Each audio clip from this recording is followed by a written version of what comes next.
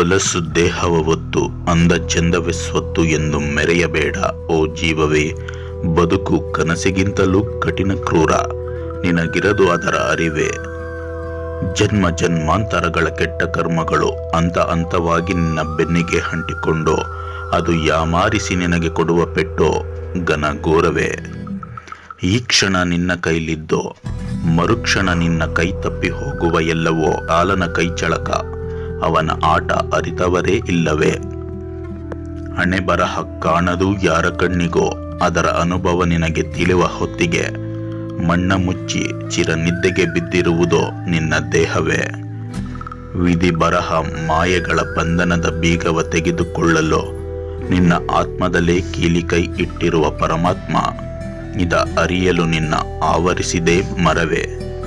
ಶಾಶ್ವತವಲ್ಲದ ದುರಾಸೆಯ ಬದುಕನ್ನು ಬದಿಗೊತ್ತೋ ಅಂತರಂಗದೇ ಭಗವಂತನ ಧ್ಯಾನಿಸೋ.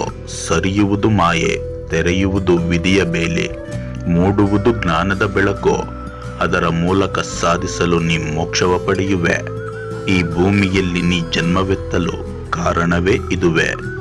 ಈ ಭೂಮಿಯಲ್ಲಿ ನೀ ಜನ್ಮವೆತ್ತಲು ಕಾರಣವೇ ಇದುವೆ.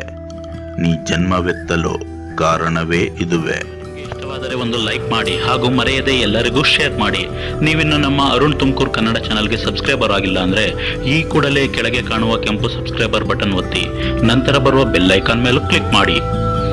ನಂತರ ಆಲ್ ಬಟನ್ ಒತ್ತುವುದರ ಮೂಲಕ ಯೂಟ್ಯೂಬ್ನಲ್ಲಿ ಒಂದು ಕನ್ನಡ ಚಾನಲ್ ಬೆಳೆಯಲು ಪ್ರೋತ್ಸಾಹಿಸಬೇಕಾಗಿ ವಿನಂತಿ.